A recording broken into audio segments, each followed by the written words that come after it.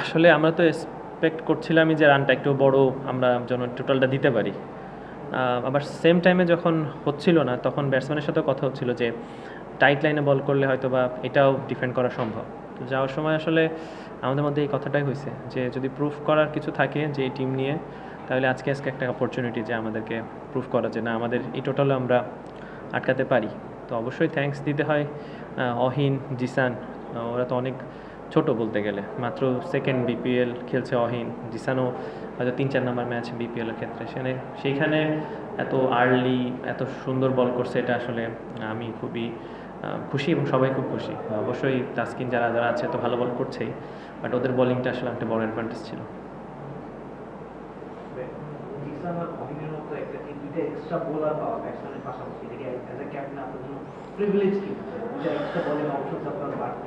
আসলে টিম যদি ধরেন খুলনা টিমের আজকে ওদের লেফটি ব্যাটসম্যানও বেশি ছিল। আপনি যদি উপর থেকে ধরেন নাইম, আফিফ, ইমরুল কায়েস, নেওয়াজ, কিন্তু নাসুম থেকে শুরু করে 6 জন একটা লেফটি ব্যাটসম্যান ছিল। সো সবসময় আসলে এই জিনিসগুলো কাজ করবে না। আজকে কাজ করেছে, এর মানে না যে আমরা সব ম্যাচে ওকে আমি 4 ওভার বোলিং করাতে পারবো। সিচুয়েশন যদি অন্য টিমের থাকে যে ওদের রাইট হ্যান্ড ব্যাটসম্যান বেশি, হয়তো বা আমি তখন লেফট আর্ম স্পিনার বেশি চিন্তা করব। সো আজকে ওদেরকে দরকার ছিল এবং তারাই আজকে ওদের বেস্টটা দিয়ে আমাদেরকে ভালো একটা জিতা উপহার দিয়েছেন। তো ব্যাপারটা এরকমই আসলে। জিসান ইনসেন্টিভিটি খুব ভালো করেছে, সেঞ্চুরি করেছে, ভালো করেছে। বিপিএলে আরেকটু বেটার কোয়ালিটির ক্রিকেট হয় বিপিএলটা। প্রথম 2 ম্যাচে তো রান করতে পারেনি, পরে পরাজয় আবার ফিরে এক ম্যাচে লাস্টে একটু ট্রাভেল করেছে। ওর জন্য আপনার সাজেশন কি বা কি মনে হচ্ছে আসলে কি করতে পারে? আসলে ও যদি ওর মতো করে খেলে ডেফিনেটলি ও একটা টিমের জন্য একটা সারপ্রাইজ প্যাকেজ তো অবশ্যই, এবং ওর ক্যাপাবল। আশা করি ও এই জিনিসগুলো বুঝবে, শিখবে।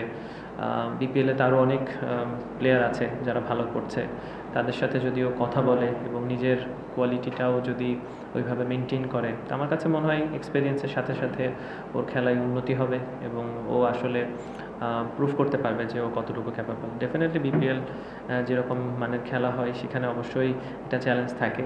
আসলে ওই চ্যালেঞ্জটা ও পার করে যখন ফেলবে আশা করি তখন জিনিসটা ওর জন্য আরও বেটার হবে। ডেফিনেটলি ওর জন্য চ্যালেঞ্জিং, কিন্তু আশা করি ও পারবে।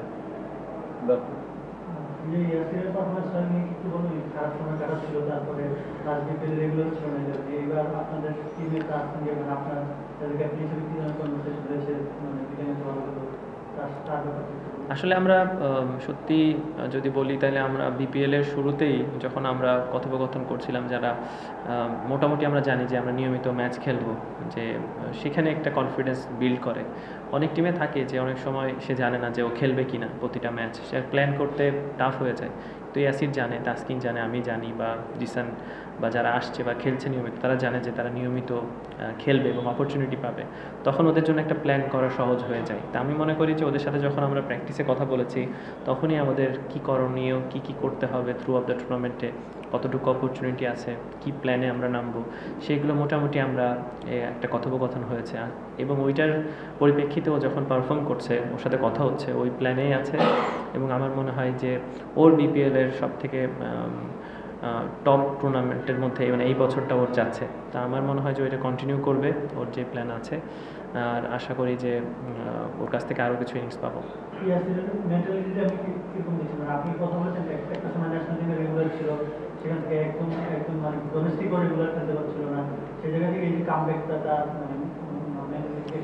আসলে ভালো, খুব পজিটিভ মাইন্ডসেটে আছে আর পজিটিভ ছেলে।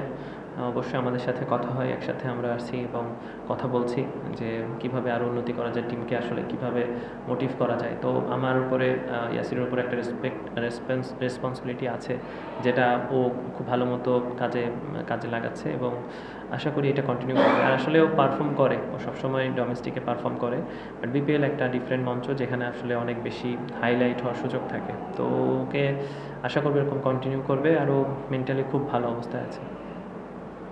আরেকটা কোশ্চেন, সরাসরি এই ম্যাচ না, যে এই ম্যাচ কিন্তু না, বাট আপনার আগে ম্যাচ বলেন শফিউল ইসলাম তো অনেক পেয়েছেন, 3টা ম্যাচ দেখা যাচ্ছে পাওয়ার প্লেতে বোলিং করছেন, একটা করে ওভার, ফার্স্ট ম্যাচে 20, তারপরে 22, তারপরে 18, কন্টিনিউ দেখা আপনার পাওয়ার প্লেতে বোলিং করেছেন। আজকে যদি ডিফারেন্স হচ্ছে স্পেসিফিক কোনো কারণ আছে কি?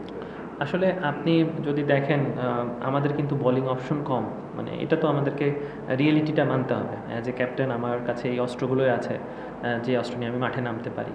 আসলে সিনিয়র প্লেয়ার আমরা অবশ্যই চাবো যে তার এক্সপিরিয়েন্সটা পাওয়ার প্লেতে কাজে লাগুক, কারণ জিসানের হাতে বল তুলে দিব নাকি অহিনের হাতে নাকি আমি শফিউলের হাতে, ডেফিনেটলি সে 10 বছর ধরে ন্যাশনাল টিমে খেলছে, তার হাতে বলটা দেওয়াটাই আমার জন্য সবথেকে বেস্ট অপশন হবে। এক্সপিরিয়েন্স এবং আপকামিং মানে সে ইমপ্রুভ করতে চাচ্ছে যে না আমি এখনও খেলতে চাই। সো সেই ক্ষেত্রে আসলে ক্যাপ্টেন হিসাবে আর অবশ্যই ডিসিশন আমি তাসকিনের কাছ থেকে নেই, অনেক সময় ইয়াসিরের কাছ থেকে নেই, আমাদের এত বড় একটা লিজেন্ডারি কোচ আছে এজাজ আহমেদ, তার কাছ থেকে নেওয়া হয়। তো আসলে সবার কাছ থেকে প্ল্যান করে আসলে বলটা একটা প্লেয়ারের হাতে তুলে দেওয়া হয়।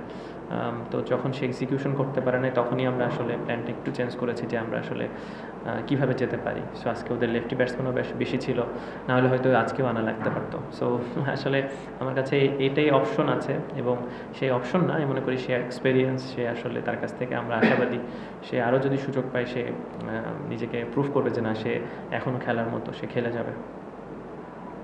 ওকে, থ্যাংক থ্যাংক ইউ। ইউ। আসসালামু আলাইকুম।